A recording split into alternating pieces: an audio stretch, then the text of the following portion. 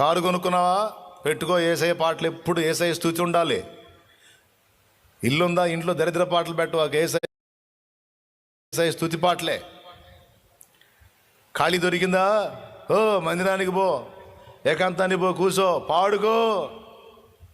ఆ పాటల్లోనే ప్రార్థనలు ఉంటాయి, ఆ పాటల్లోనే దేవుని సన్నిధి ఉంటుంది, ఆ పాటల్లోనే దేవుణ్ణి తాకే అనుభవం ఉంటుంది. పాడుకో, మాట్లాడుకో, ఆనందించు, ఆరాధించు, సన్నుతించు. నువ్వు ఆయన, ఆయన నువ్వు. అంతే అంతే.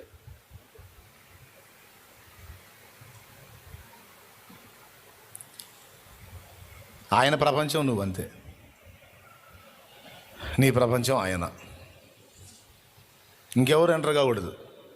ప్రభా నువ్వు, నేను. బెడ్ మీద ఉన్నావా, మంచంలో ఉన్నావా, స్తుతించు, స్తుతించు. లెగుస్తావు అక్కడి నుంచి, అంతే. అవసరమైతే సైతాన్ గాడిన వచ్చి నీ కాళ్ళు పట్టుకుని లేపుతాడు. వీడు పండుకున్న కాడ నుంచి ఊరుకోవట్లేదు రా, ప్రార్థన అంటున్నాడు, స్తోత్రం అంటున్నాడు, ప్రార్థన అంటున్నాడు, లే వాడిని లేపుతాడు. కొట్లో వ్యాపారం కావట్లేదా, ప్రార్థన చేస్తుండో, స్తుతిస్తుండో. ప్రభా నీకు స్తోత్రం తండ్రి, ఆత్మలు రక్షించు నాయన ప్రభా యేసయ్యా అని ప్రార్థన చేస్తుండో, స్తుతిస్తుండు, హల్లెలూయా స్తోత్రం అంటూ ఉండు.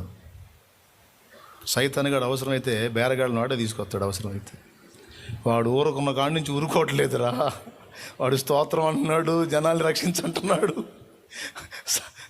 సాతాను కార్యాలు ఆపని నాకు పెడుతున్నాడు వాడు నిప్పు. పోరా నువ్వు పోయి సరుకులు కొనుక్కోరాన్ని వాడే అవసరమైతే బజార్లో తిరిగి వాడే తీసుకొచ్చి కొట్టుకుని నీ షాపు రన్ అయ్యేటట్టు చేస్తాడు. సైతాను గడిచి పని చేయించండి వాడి చేత. వాడు పని చేయాలంటే ఒక్కటే, మనం సన్నతించాలి అంతే, దేవుణ్ణి సన్నతించాలి.